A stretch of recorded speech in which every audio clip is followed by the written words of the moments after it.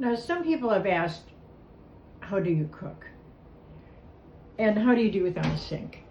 This is my temporary sink. This is a laundry sink that I bought from, I think it was Facebook Marketplace.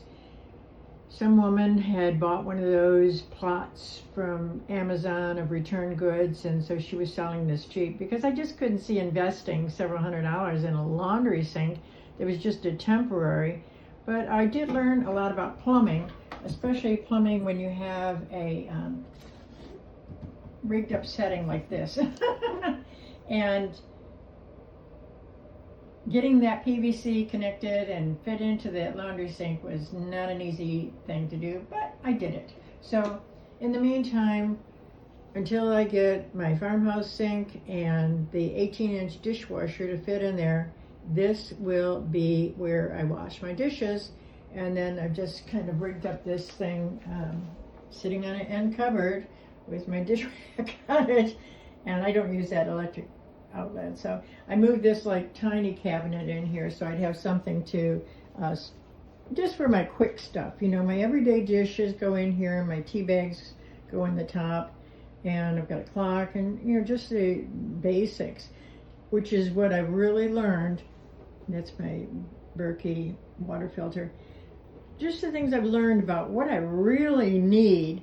So I've got a you know, a one burner here that I can cook my 2 eggs in the morning or a little bit of something, and heat my tea water in that, and rigged it up with this. I've got my microwave and toaster oven, which I use that toaster oven a lot because you know, I make up a lot of stuff with my Instant Pot, and then I freeze it into these individual containers that hold 2 ladles full, which is a meal for me. So then I defrost them and heat up in either the microwave or the toaster oven, depending on timing. And that's what I use when I'm working or when I'm tired from working. So that's the kitchen setup. And I'll talk more about how I was able to sort and organize and figure out what to do with all this kitchen stuff as I work into a very simple downsizing. And I really wanted a table or chair to go by that window because that was all blocked up with that big old stove and a cupboard that just wasn't used enough. So in this way I can sit there after I get some nice curtains up here, and I'll be able to, you know, just have a really nice view of my yard and flowers. So this table needs some work. I've still got to paint the base of it. It was left over from an estate, the family friend who we ended up clearing out their house and found all these tables and things that could be used and cleaned up and redone in my spare time in the future.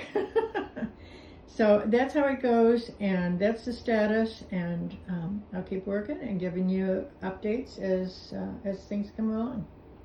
Thanks for watching. Oh, please like and subscribe if you want to keep getting updates on how I move forward, because I have a vision of what this kitchen is going to be like. A very simple, tiny kitchen, very functional for one person, and it's just going to take me some time.